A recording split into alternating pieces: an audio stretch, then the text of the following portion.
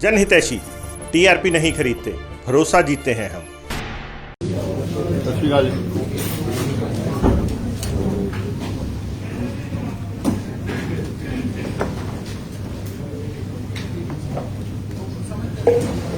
करिए जी गल जी।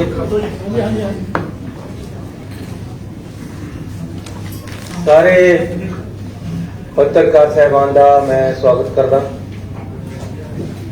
ऐसी अज कैबिनेट दे विच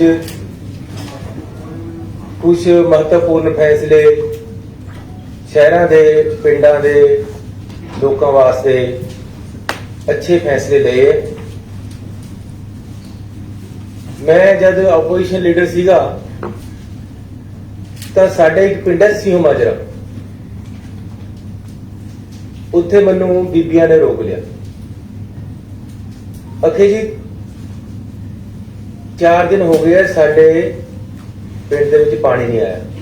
खबर लगी सी, गया मैं वैसे तां सी उत्थे, बीबियां ने रोक लिया मैनू कि जी साडा कनैक्शन कट हो गया है,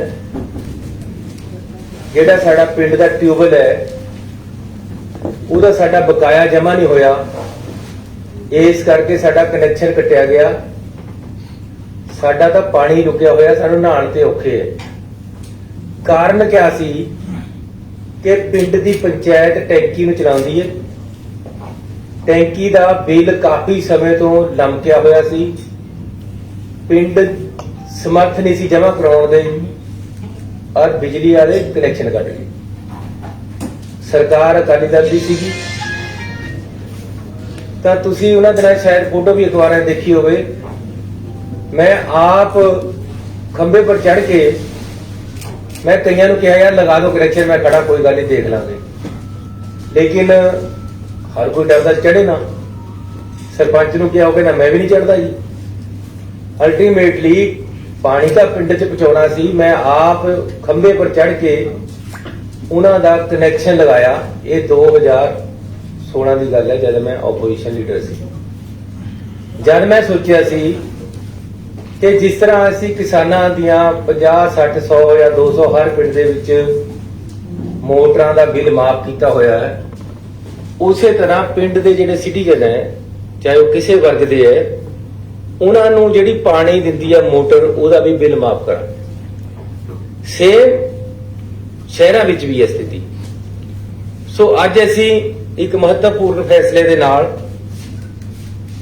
शहरां दे विच जिहड़े पानी दे रेट है वो फ्लैट रेट कीता है ते ਉਹਦੇ विच 700 करोड़ रुपए दे बकाए है जिहड़े लोकां दे खड़े 700 करोड़ समर्थ ना होने करके दे नहीं रहे लोग। इस करके असी वो 700 करोड़ रुपये पर अज लीक मार रहे हैं। पुराने पानी दे बकाए सारे शहरां दे माफ कर रहे हैं।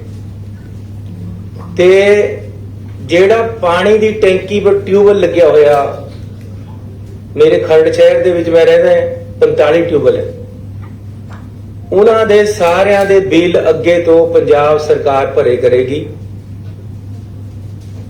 ते कमेटियां ते उसका लोड नहीं पेगा, लोकां ते उसका लोड नहीं पेगा।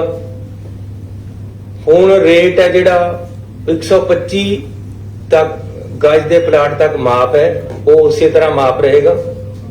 लेकिन उस तो ऊपर दे जिहड़े है वो पहला ਵੱਖ-ਵੱਖ रेट है, 105 रुपये है, फिर 150 है, फिर 250 है, फिर 300 है, प्लाट के साइज के नाल बढ़ते हैं।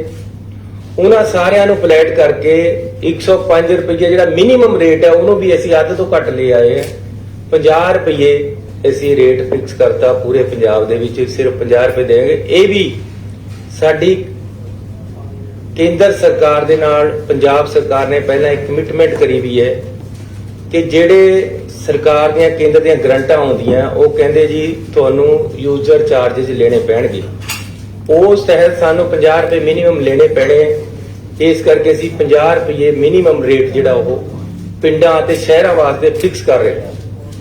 इसे तरह एक बहुत बड़ी राहत शहरां दे हर वर्ग दे हर परिवार नूं असीं दे रहे हैं, जिहड़ी कि 700 करोड़ रुपये असीं उन्हां दा पानी दा बकाया माफ कर रहे हैं ते नाल ਇਸ ਦੇ ਮੈਂ ਤੁਹਾਨੂੰ ਦੱਸਣਾ ਚਾਹੁੰਦਾ ਕਿ ਪਿੰਡਾਂ ਦੇ ਵਿੱਚ ਪਾਣੀ ਦੀਆਂ ਟੈਂਕੀਆਂ ਦੇ ਬਿੱਲ ਜਿਹੜੇ ਕਿ ਪੰਚਾਇਤਾਂ ਤੇ ਖੜੇ ਹੈ। ਮੇਰੇ ਇਲਾਕੇ ਦਾ ਪਿੰਡ ਹੈ ਘੜੂਆਂ, 1 ਕਰੋੜ ਰੁਪਈਆ ਉਹਨਾਂ ਦਾ ਪਾਣੀ ਦਾ ਬਕਾਇਆ ਬਿੱਲ ਖੜਾ ਹੈ, ਬਿਜਲੀ ਦਾ, ਟਿਊਬਵੈੱਲ ਦਾ, ਉਹਨਾਂ ਦੇ ਟਿਊਬਵੈੱਲਾਂ ਦਾ 10-15 ਸਾਲ ਤੇ ਜਮਾ ਨਹੀਂ ਹੋ ਰਿਹਾ। ਸਰਪੰਚ ਮੇਰੇ ਪਾਸ 30 ਦਿਨ ਆ ਜਾਂਦਾ ਹੈ ਕਿ ਜੀ ਸਾਡਾ ਕਨੈਕਸ਼ਨ ਕੱਟਣ ਆ ਗਏ। ਸੋ ਇਹ ਜਿਹੜਾ ਸਰਪੰਚਾਂ ਦੇ ਉੱਪਰ, ਪੰਚਾਇਤਾਂ ਦੇ ਉੱਪਰ ਤਲਵਾਰ ਲਮਕਦੀ ਰਹਿੰਦੀ, ਇਹਨੂੰ ਬਿਲਕੁਲ ਖਤਮ ਕਰ ਰਹੇ ਹਾਂ। ਸਾਡੀ ਕੈਬਨਿਟ ਨੇ ਫੈਸਲਾ ਕਰ ਲਿਆ, ਐਫਐਮ ਸਾਹਿਬ ਨੇ ਮਨਜ਼ੂਰੀ ਦਿੱਤੀ ਹੈ ਤੇ ਅਸੀਂ 1168 ਕਰੋੜ ਰੁਪਏ ਦੇ ਬਿਜਲੀ ਦੇ ਬਕਾਏ ਬਿੱਲ ਮਾਫ ਕਰ ਰਹੇ ਹਾਂ ਪੰਚਾਇਤਾਂ ਦੇ, ਪਿੰਡਾਂ ਦੇ ਲੋਕਾਂ ਨੂੰ ਰਾਹਤ ਦੇਣ ਵਾਸਤੇ। ਇਹਦੇ ਨਾਲ ਹੀ ਪਿਛਲੇ ਬਿੱਲ ਤੱਕ ਦਾ ਜਿੰਨਾ ਬਕਾਇਆ ਹੈ ਪਿੰਡਾਂ ਦੇ ਲੋਕਾਂ ਦਾ, ਜਿਸ ਤਰ੍ਹਾਂ ਸ਼ਹਿਰਾਂ ਦੇ ਲੋਕਾਂ ਦਾ ਮਾਫ ਕੀਤਾ ਹੈ, ਚਾਹੇ ਉਹ ਕਿਸੇ ਵਰਗ ਦੇ ਹੈ। ਮੈਂ ਕਲੀਅਰ ਕਰ ਦਵਾਂ, ਆਮ ਤੌਰ ਤੇ ਫਿਰ ਕਹਿ ਦਿੰਦੇ ਜੀ ਇਹ ਤਾਂ ਫਲਾਣੇ ਦੇ ਕੀਤੇ, ਇਹ ਤਾਂ ਉਹਦੇ ਕੀਤੇ। ਏਦਾਂ ਨਹੀਂ ਹੈ। ਜਿਹੜਾ ਬੰਦਾ ਪਿੰਡ 'ਚ ਵਸ ਰਿਹਾ, ਜਿਹੜਾ ਬੰਦਾ ਸ਼ਹਿਰ 'ਚ ਵਸ ਰਿਹਾ, ਉਹਨਾਂ ਦੇ ਪੁਰਾਣੇ ਬਿਜਲੀ ਦੇ ਬਿੱਲਾਂ ਦੇ ਬਕਾਏ ਆ ਜਿਹੜੇ, ਉਹਨਾਂ ਪਰ ਅੱਜ ਅਸੀਂ ਲਾਈਨ ਮਾਰਤੀ ਹੈ ਕੈਬਨਿਟ ਨੇ। ਉਹਨਾਂ ਤੋਂ ਅੱਗੇ ਤੋਂ ਨਹੀਂ ਵਸੂਲੇ ਜਾਣਗੇ। ਅੱਗੇ ਤੋਂ ਪਹਿਲਾਂ 166 ਰੁਪਏ ਬਿਜਲੀ ਪਾਣੀ ਦਾ ਬਿੱਲ ਆਉਂਦਾ ਹੈ ਹਰ ਪਿੰਡ ਦੇ, ਹਰ ਬਸਿੰਦੇ ਨੂੰ। ਹੁਣ ਅਸੀਂ ਉਹਦਾ ਫਲੈਟ ਰੇਟ ਕਰਤਾ ਹੈ, ਕਿਉਂਕਿ ਬਿਜਲੀ ਦਾ ਜਿਹੜਾ ਬਿੱਲ ਹੈ ਅੱਗੇ ਨੂੰ, ਮੋਟਰ ਜਿਹੜੀ ਚੱਲਦੀ ਹੈ ਉਹਦਾ ਬਿੱਲ ਸਰਕਾਰ ਨੇ ਦੇਣਾ ਅੱਗੇ ਤੋਂ, ਅਸੀਂ ਭਰਾਂਗੇ ਬਿਜਲੀ ਬੋਰਡ ਨੂੰ। ਬਿਜਲੀ ਬੋਰਡ ਨੂੰ ਤਾਂ ਪੈਸੇ ਦੇਣੇ ਪੈਣੇ, ਪੰਜਾਬ ਸਰਕਾਰ ਦੇਗੀ। ਤੇ ਲੋਕਾਂ ਦਾ 166 ਤੋਂ ਘੱਟ ਕੇ ਸਿਰਫ ਉਹਨਾਂ ਦਾ ਅਸੀਂ ਖਰਚਾ ਕੈਲਕੂਲੇਟ ਕੀਤਾ ਹੈ ਕਿ ਪਿੰਡ ਦੇ ਵਿੱਚ ਇੱਕ ਬੰਦਾ ਮੋਟਰ ਚਲਾਉਂਦਾ ਹੈ, ਕਦੇ ਮੋਟਰ ਖਰਾਬ ਹੋ ਜਾਂਦੀ, ਠੀਕ ਕਰਨੀ ਪੈਂਦੀ ਹੈ, ਕੋਈ ਲੀਕੇਜ ਹੋ ਜਾਂਦੀ ਛੋਟੀ ਮੋਟੀ, 50 ਰੁਪਏ, ਕਿਉਂਕਿ ਇਹ ਕੇਂਦਰ ਸਰਕਾਰ ਦਾ ਇੱਕ ਕਾਨੂੰਨ ਦੇ ਵਿੱਚ ਅਸੀਂ ਬੱਝੇ ਹੋਏ ਆ, ਸਾਨੂੰ ਲਾਉਣੇ ਪੈਂਦੇ ਆ। ਇਸ ਕਰਕੇ 50 ਰੁਪਏ ਫਲੈਟ ਰੇਟ ਅਸੀਂ ਲੋਕਾਂ ਵਾਸਤੇ ਕਰਕੇ ਦੇ ਰਹੇ ਹਾਂ। 50 ਰੁਪਏ 'ਚ ਇਹ ਉਹਨਾਂ ਨੂੰ ਪਾਣੀ ਮਿਲੇਗਾ। 70% ਦੀ ਰਿਬੇਟ ਹੈ ਅਸੀਂ ਉਹਨਾਂ ਨੂੰ ਦੇਤੀ ਹੈ। ਅੱਗੇ ਤੋਂ ਪੰਚਾਇਤ ਨੇ ਪੈਸੇ ਨਹੀਂ ਜਮਾ ਕਰਾਉਣੇ, ਬਿਜਲੀ ਦੇ ਸਰਕਾਰ ਉਹਨਾਂ ਨੂੰ ਦੇਗੀ। ਇਹ ਦੋ ਵੱਡੀਆਂ ਰਾਹਤਾਂ। ਮੈਂ ਧੰਨਵਾਦੀ ਹਾਂ ਆਪਣੀ ਕੈਬਨਿਟ ਦਾ, ਅਫਸਰ ਸਾਹਿਬਾਨ ਦਾ, ਬੜੀ ਸੂਝ-ਬੂਝ ਦੇ ਨਾਲ, ਔਰ ਖਾਸ ਤੌਰ ਤੇ ਫਾਈਨਾਂਸ ਡਿਪਾਰਟਮੈਂਟ ਦਾ। ਜਿਹੜਾ ਕਈ ਸਾਡੇ ਵਿਰੋਧੀ ਕਹੀ ਜਾਂਦੇ ਖਜ਼ਾਨਾ ਖਾਲੀ ਹੈ ਜੀ, ਇਹ ਹੈ ਜੀ, ਉਹ ਹੈ ਜੀ। ਪੰਜਾਬ ਦਾ ਖਜ਼ਾਨਾ ਕਦੇ ਖਾਲੀ ਨਹੀਂ ਹੁੰਦਾ, ਨਾ ਅਸੀਂ ਖਾਲੀ ਹੋਣ ਦੇਣਾ, ਭਰਿਆ ਰਹੇਗਾ। ਔਰ ਅਸੀਂ ਪੰਜਾਬ ਦੇ ਲੋਕਾਂ ਨੂੰ ਸਹੀ ਪ੍ਰਸ਼ਾਸਨ, ਔਰ ਸਹੀ ਸਹੂਲਤਾਂ ਜਿਹੜੀਆਂ ਉਹਨਾਂ ਦੀਆਂ ਬਣਦੀਆਂ, ਸਹੀ ਰੇਟਾਂ ਤੇ ਬਿਜਲੀ ਔਰ ਪਾਣੀ, ਸੀਵਰੇਜ ਦੇਣ ਲਈ ਵਚਨਬੱਧ ਹੈ। ਸਹੀ ਔਰ ਪੜ੍ਹਾਈ ਹੈ ਜਿਹੜੀ ਉਹ ਵਧੀਆ ਕੁਆਲਿਟੀ ਐਜੂਕੇਸ਼ਨ ਦੇਣ ਲਈ ਵਚਨਬੱਧ ਹੈ, ਔਰ ਅਸੀਂ ਦੇਵਾਂਗੇ। ਇਸ ਲਈ ਇੱਕ ਫੈਸਲਾ, ਇਹ ਦੋ ਫੈਸਲੇ ਮੈਂ ਤੁਹਾਨੂੰ ਦੱਸੇ ਆ ਜਿਹੜੇ ਵੱਡੇ ਅੱਜ ਪੰਜਾਬ ਸਰਕਾਰ ਵੱਲੋਂ ਲਿੱਤੇ ਗਏ ਹੈ। ਇੱਕ ਹੋਰ ਫੈਸਲਾ ਹੈ ਜਿਹੜਾ ਅੱਜ ਅਸੀਂ ਵੱਡਾ ਲਿਆ ਹੈ ਕਿ ਪਿਛਲੀਆਂ ਸਰਕਾਰਾਂ ਨੇ ਫੈਸਲਾ ਕਰਤਾ ਸੀ ਕਿ ਜਿਹੜੇ IAS ਹੈ ਇਹ ਤਾਂ ਹੋਣਗੇ ਰੈਗੂਲਰ ਭਰਤੀ, A ਕਲਾਸ B ਕਲਾਸ ਹੋਣਗੇ ਰੈਗੂਲਰ ਭਰਤੀ, C ਕਲਾਸ ਰੈਗੂਲਰ। ਲੇਕਿਨ ਜਿਹੜਾ D ਕਲਾਸ ਹੈ ਜਿਹਦੇ ਵਿੱਚ ਚਪੜਾਸੀ, ਜਿਹਦੇ ਵਿੱਚ ਡਰਾਈਵਰ, ਜਿਹਦੇ ਵਿੱਚ ਬੇਲਦਾਰ, ਜਿਹਦੇ ਚ ਟੈਕਨੀਸ਼ੀਅਨ, ਜ਼ਿਆਦਾ ਗਿਣਤੀ ਜਿਹੜੇ ਬੰਦੇ ਨੇ +2 ਕੀਤੀ ਹੈ, BA ਤੱਕ ਇਹ ਰੁਕ ਗਿਆ, ਜਾਂ ਗਰੀਬ ਪਰਿਵਾਰਾਂ ਦੇ ਬੰਦੇ, ਮਿਡਲ ਕਲਾਸ ਦੇ ਬੰਦੇ ਜਿਨ੍ਹਾਂ ਨੂੰ ਨੌਕਰੀ ਨਹੀਂ ਮਿਲ ਰਹੀ, ਉਹਨਾਂ ਨੇ ਤਾਂ ਇਹੀ ਕੁਝ ਲੱਗਣਾ ਹੁੰਦਾ। ਉਹਨਾਂ ਦੀਆਂ ਜਿਹੜੀ ਭਰਤੀ ਹੈ ਉਹ ਆਊਟਸੋਰਸ ਕਰ ਦਿੱਤੀ ਸੀ। ਅਸੀਂ ਉਸ ਡਿਸੀਜਨ ਨੂੰ ਸਰਕਾਰ ਦੇ ਨੂੰ ਬਦਲ ਰਹੇ ਹਾਂ। ਹੁਣ ਕੀ ਕਰਦਾ ਸੀ ਕਿ ਜੇ ਚਪੜਾਸੀ ਰਿਟਾਇਰ ਹੋ ਗਿਆ ਤਾਂ ਪੋਸਟ ਵੀ ਨਾਲੇ ਖਤਮ ਹੋ ਜਾਣੀ, ਅੱਗੇ ਇਹਨੂੰ ਭਰਤੀ ਹੋ ਨਹੀਂ ਕਰਨਾ। ਜੇ ਕਰਨਾ ਹੈ ਤਾਂ ਆਊਟਸੋਰਸ ਕਰਨਾ ਹੈ। ਆਊਟਸੋਰਸ ਕਿੰਨਾ, 5000 7000 ਜਾਂ 10000, ਇਹਦੇ ਚ ਕਿਤੇ ਗੁਜ਼ਾਰਾ ਹੁੰਦਾ? ਜਿਸ ਤੋਂ ਕੰਮ ਲੈਣਾ ਹੈ ਉਹਦਾ ਪਰਿਵਾਰ ਵੀ ਪੜਨਾ ਚਾਹੀਦਾ। ਇਹ ਸਰਕਾਰ ਦੀ ਜ਼ਿੰਮੇਵਾਰੀ ਹੈ ਕਿ ਜਿਸ ਤੋਂ ਕੰਮ ਲੈਣਾ ਹੈ ਸਰਕਾਰ ਨੇ, ਜਾਂ ਜਿਹੜਾ ਕਿਤੇ ਕੋਈ ਕੰਮ ਕਿਸੇ ਦੇ ਘਰ ਕਰ ਰਿਹਾ, ਜਾਂ ਕਿਸੇ ਦੀ ਦੁਕਾਨ ਤੇ ਕਰ ਰਿਹਾ, ਕਿਸੇ ਦੇ ਇੰਡਸਟਰੀ ਦੇ ਵਿੱਚ ਕਰ ਰਿਹਾ, ਉਹਨੂੰ ਗੁਜ਼ਾਰੇ ਜੋਗੇ ਪੈਸੇ ਮਿਲਣ, ਇਹ ਸਰਕਾਰ ਦੀ ਜ਼ਿੰਮੇਵਾਰੀ ਹੈ। ਅਸੀਂ ਇੰਸ਼ੋਰ ਕਰਨਾ ਹੈ। ਲੇਕਿਨ ਜੇ ਅਸੀਂ ਆਪ ਇਸ ਤਰ੍ਹਾਂ ਕਰਾਂਗੇ ਕਿ ਆਊਟਸੋਰਸ ਦੇ ਬੰਦੇ ਰੱਖਾਂਗੇ ਸਾਰੀ ਉਮਰ ਉਹਨਾਂ ਦੇ ਤਲਵਾਰ ਲਟਕਦੀ ਰਹਿੰਦੀ ਜਦ ਤੱਕ ਨੌਕਰੀ ਕਰਦੇ ਰਹਿੰਦੇ ਕਿ ਅੱਜ ਕੱਟ ਤੇ ਗੱਲ ਕੱਟ ਤੇ ਜਦ ਮਰਜ਼ੀ ਕੱਢ ਦੋ। ਇਹ ਸਿਸਟਮ ਨੂੰ ਅਸੀਂ ਖਤਮ ਕਰ ਰਹੇ ਹਾਂ। ਅਸੀਂ ਫੈਸਲਾ ਕਰ ਲਿਆ ਕਿ ਕਲਾਸ ਡੀ ਦੀਆਂ ਪੋਸਟਾਂ ਵੀ ਰੈਗੂਲਰ ਭਰਤੀ ਹੋਣਗੀਆਂ ਤੇ ਅਸੀਂ ਹੁਣੇ ਇਹਨਾਂ ਨੂੰ ਭਰਤੀ ਸ਼ੁਰੂ ਕਰਾਂਗੇ। ਇਹਨਾਂ ਦੀ ਜਿੰਨੀਆਂ ਪੋਸਟਾਂ ਖਾਲੀ ਹੈ ਉਹ ਭਰਾਂਗੇ। ਗਰੀਬ ਆਦਮੀ ਨੂੰ ਵੀ, ਮਿਡਲ ਕਲਾਸ ਦੇ ਆਦਮੀ ਨੂੰ ਵੀ ਉਨਾ ਹੀ ਹੱਕ ਹੈ। ਡੀ ਕਲਾਸ ਦੇ ਅਫਸਰ ਜਾਂ ਕਰਮਚਾਰੀ ਨੂੰ ਵੀ ਉਨਾ ਹੀ ਹੱਕ ਹੈ ਜਿੰਨਾ ਆਈਏਐਸ ਅਫਸਰ ਨੂੰ ਹੈ, ਜਿੰਨਾ ਅਫਸਰਾਂ ਨੂੰ ਹੈ। ਕਿ ਜੇ ਅਫਸਰ ਰੈਗੂਲਰ ਭਰਤੀ ਹੁੰਦਾ ਤਾਂ ਡਰਾਈਵਰ ਵੀ ਰੈਗੂਲਰ ਭਰਤੀ ਹੋਣਾ ਚਾਹੀਦਾ। ਇਹ ਅਸੀਂ ਫੈਸਲਾ ਕੀਤਾ। ਇਸ ਦੇ ਨਾਲ ਹੀ ਮੈਂ ਤੁਹਾਨੂੰ ਬੇਨਤੀ ਕਰਨਾ ਚਾਹੁੰਦਾ ਕਿ ਕੈਬਨਿਟ ਨੇ ਅੱਜ ਬੜਾ ਸੀਰੀਅਸ ਵਿਊ ਲਿਆ ਹੈ। ਜਿਹੜਾ BSF ਤੇ CRP ਕੇਂਦਰ ਸਰਕਾਰ ਨੇ, ਤੁਹਾਨੂੰ ਪਤਾ ਹੈ ਕਿ ਉਹਦਾ ਦਾਇਰਾ 50 ਕਿਲੋਮੀਟਰ ਕਰ ਦਿੱਤਾ ਹੈ। ਕੈਬਨਿਟ ਕੁਝ ਦਿਨਾਂ ਦੇ ਵਿੱਚ ਦੁਬਾਰੇ ਇਸ ਤੇ ਸਪੈਸ਼ਲ ਅਸੀਂ ਕੈਬਨਿਟ ਮੀਟਿੰਗ ਬੁਲਾ ਰਹੇ। ਅਸੀਂ ਇਸ ਗੱਲ ਤੋਂ ਬਿਲਕੁਲ ਖਿਲਾਫ ਹੈ ਕਿ ਇਸ ਤਰ੍ਹਾਂ ਦੇ ਫੈਸਲੇ ਪੰਜਾਬ ਸਰਕਾਰ, ਰਾਜ ਦੀ ਸਰਕਾਰ ਜਿਹੜੀ ਰਾਜ ਵਿੱਚ ਇਹ ਲਾਗੂ ਕੀਤੇ ਜਾ ਰਹੇ, ਉਹਨਾਂ ਤੋਂ ਪੁੱਛੇ ਬਿਨਾਂ ਨਹੀਂ ਲਏ ਜਾਣੇ ਚਾਹੀਦੇ। ਵਿਦਆਊਟ ਕੰਸਲਟੇਸ਼ਨ ਨਹੀਂ ਰਹਿਣੇ ਚਾਹੀਦੇ। ਔਰ ਜਿਹੜਾ ਲਾਅ ਐਂਡ ਆਰਡਰ ਹੈ ਉਹ ਸਟੇਟ ਸਬਜੈਕਟ ਹੈ। ਅਸੀਂ ਸક્ષਮ ਹੈ, ਪੰਜਾਬ ਸਰਕਾਰ ਸક્ષਮ ਹੈ। ਜੇ ਪੰਜਾਬ ਸਰਕਾਰ ਦੀ, ਪੰਜਾਬ ਦੀ ਪੁਲਿਸ ਅੱਤਵਾਦ ਖਤਮ ਕਰ ਸਕਦੀ ਹੈ ਤਾਂ ਇਹ ਸક્ષਮ ਹੈ ਕਿ ਕਿਸੇ ਵੀ ਘਟਨਾ ਨੂੰ ਹੋਣ ਤੋਂ ਰੋਕ ਸਕਦੀ ਹੈ। ਔਰ ਅਸੀਂ ਹਰ ਤਰ੍ਹਾਂ ਦੀ ਲੜਾਈ ਦੇਸ਼ ਵਾਸਤੇ, ਕੌਮ ਵਾਸਤੇ, ਆਪਣੇ ਸੂਬੇ ਦੀ ਤਰੱਕੀ ਵਾਸਤੇ, ਲਾਅ ਐਂਡ ਆਰਡਰ ਮੇਨਟੇਨ ਕਰਨ ਵਾਸਤੇ ਕਰਨੇ ਨੂੰ ਤਿਆਰ ਹੈ। ਔਰ ਅਸੀਂ ਸક્ષਮ ਹੈ। ਇਸ ਕਰਕੇ 15 ਕਿਲੋਮੀਟਰ ਤੇ 50 ਕਿਲੋਮੀਟਰ ਕਰਨਾ ਕਿਸੇ ਤਰ੍ਹਾਂ ਵੀ ਜਾਇਜ਼ ਨਹੀਂ ਹੈ। ਅਸੀਂ ਇਸ ਦਾ ਵਿਰੋਧ ਕਰਦੇ ਹਾਂ। ਬਿਲਕੁਲ ਕਲੀਅਰ ਸ਼ਬਦਾਂ ਦੇ ਵਿੱਚ ਕੈਬਨਿਟ ਮੀਟਿੰਗ ਬੁਲਾਈ ਹੈ।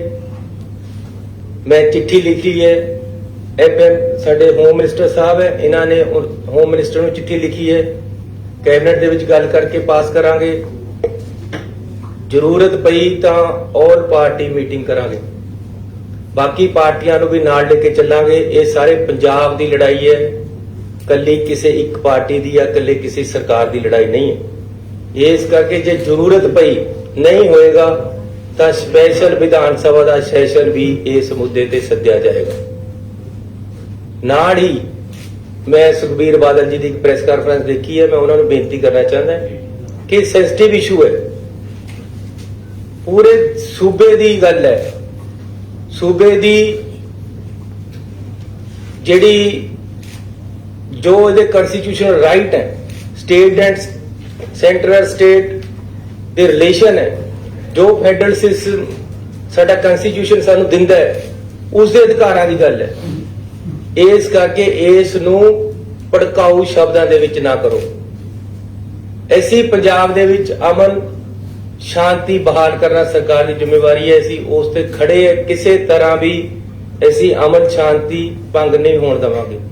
ਜਿਸ ਤਰ੍ਹਾਂ ਦੇ ਉਹਨਾਂ ਨੇ ਉਹਦੀ ਪ੍ਰੈਸ ਕਾਨਫਰੰਸ ਕੀਤੀ ਹੈ ਕਿ ਜੀ ਹਰਮੰਦਰ ਸਾਹਿਬ ਦੇ ਵਿੱਚ ਉਹ ਆ ਕੇ ਵੜ ਜਾਣਗੇ, ਇਹ ਤਾਂ ਹਰਮੰਦਰ ਸਾਹਿਬ ਦੇ ਵਿੱਚ ਬਾੜਦੇ ਜੀ, ਇਹ ਤਾਂ ਚੰਨੀ ਨੇ ਉੱਥੇ ਦੇਤਾ ਜੀ।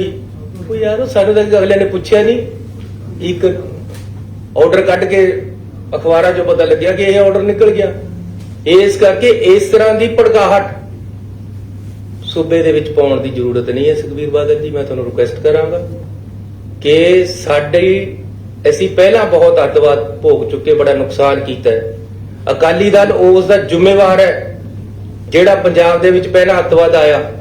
ਇਹਨਾਂ ਲੋਕਾਂ ਨੇ ਮਰਜੀਵੜੇ ਤਿਆਰ ਕਰਕੇ, ਇਹਨਾਂ ਲੋਕਾਂ ਨੇ ਪਤਾ ਨਹੀਂ ਕਿਆ ਕਿਆ ਕੀਤਾ ਕਿ ਸਾਡੇ ਪੰਜਾਬ ਦੀ ਬਹੁਤ ਜਵਾਨੀ ਦਾ ਕਾਣ ਹੋਇਆ। ਅਸੀਂ ਪੰਜਾਬ ਨੂੰ, ਮੈਂ ਤੁਹਾਨੂੰ ਇਮਾਨਦਾਰੀ ਨਾਲ ਦੱਸਦਾ, ਮੈਂ ਪਿੱਛੇ ਜੇ ਹੋਮ ਮਿਨਿਸਟਰ ਸਾਹਿਬ ਨੂੰ ਮਿਲਿਆ, ਉਹਨਾਂ ਨੂੰ ਮੈਂ ਰਿਕੁਐਸਟ ਕੀਤੀ ਕਿ ਸਰਕਾਰ ਜਿਹੜੀ ਮਰਜ਼ੀ ਆਵੇ, ਮੁੱਖ ਮੰਤਰੀ ਅਗਲਾ ਜਿਹੜਾ ਮਰਜ਼ੀ ਬਣੇ, ਇੱਕ ਮੈਂ ਤੁਹਾਨੂੰ ਰਿਕੁਐਸਟ ਕਰਦਾ ਕਿ ਸਾਡਾ ਅਮਨ ਸ਼ਾਂਤੀ ਔਰ ਆਪਸੀ ਭਾਈਚਾਰਾ ਸਭ ਤੋਂ ਜ਼ਰੂਰੀ ਹੈ। ਪੰਜਾਬ ਦੇ ਵਿੱਚ ਵੱਖ-ਵੱਖ ਧਰਮਾਂ ਦੇ ਵਿੱਚ ਆਪਸੀ ਭਾਈਚਾਰਾ ਕਾਇਮ ਰਹਿਣਾ ਚਾਹੀਦਾ ਹੈ। ਜਾਤ ਬਰਾਦਰੀ ਜਾਂ ਧਰਮਾਂ ਦੇ ਨਾਮ ਤੇ ਸਾਡੇ ਬੰਦਿਆਂ ਨੂੰ ਏਕਤਾ ਹੋਣੀ ਜ਼ਰੂਰੀ ਹੈ। ਇਹਦੇ ਵਿੱਚ ਜੇ ਕੋਈ ਭੜਾਟ ਕਰਦਾ, ਉਹ ਪੰਜਾਬ ਦਾ ਦੁਸ਼ਮਣ ਹੈ, ਉਹ ਦੇਸ਼ ਦਾ ਦੁਸ਼ਮਣ ਹੈ। ਇਸ ਕਰਕੇ ਸੁਖਬੀਰ ਬਾਦਲ ਜੀ, ਅਨਨੈਸੈਸਰੀਲੀ ਬਿਨਾ ਮਤਲਬ ਤੇ ਹਰਮੰਦਰ ਸਾਹਿਬ ਦੇ ਵਿੱਚ ਵੜ ਜਾਏਗੀ ਆ ਕੇ ਦੁਰਗਿਆਣਾ ਮੰਦਿਰ 'ਚ, ਇਹ ਕੀ ਮਤਲਬ ਹੈ ਗੱਲਾਂ ਕਰਨ ਦਾ? ਲੜਾਈ ਹੈਗੀ ਹੈ ਫੈਡਰਲ ਸਿਸਟਮ ਦੀ, ਲੜਾਈ ਹੈ ਪੰਜਾਬ ਦੇ ਅਧਿਕਾਰਾਂ ਦੀ, ਲੜਾਈ ਹੈ ਲਾਅ ਐਂਡ ਆਰਡਰ ਦੀ।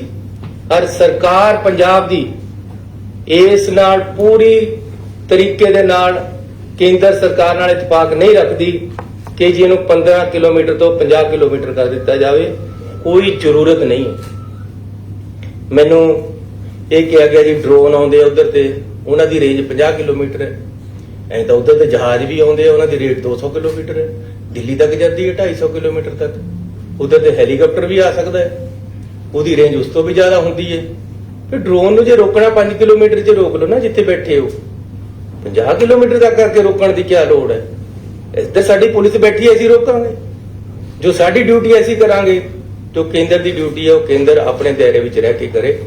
ਇੰਨੀਆਂ ਇੱਕ ਮੈਂ ਹੋਰ ਬੇਨਤੀ ਕਰਨੀ ਹੈ ਕਿ ਅੱਜ ਕੈਬਨਿਟ ਨੇ ਫੈਸਲਾ ਲਿਆ ਹੈ ਕਿ ਮੱਖੂ ਪੱਟੀ ਰੇਲ ਲਿੰਕ ਹੈ ਜਿਹੜੀ, ਉਹਦਾ ਮੁਆਵਜ਼ਾ ਜਿਹੜਾ ਉੱਥੇ ਜ਼ਮੀਨ ਅਕਵਾਇਰ ਹੋਣੀ ਹੈ, ਉਹ ਪੰਜਾਬ ਸਰਕਾਰ ਬੜੀ ਛੇਤੀ ਉਹਦਾ ਮੁਆਵਜ਼ਾ ਦੇ ਕੇ ਅੱਜ ਫੈਸਲਾ ਲੈ ਲਿਆ ਕਿ ਮੁਆਵਜ਼ਾ ਦਿੱਤਾ ਜਾਵੇ।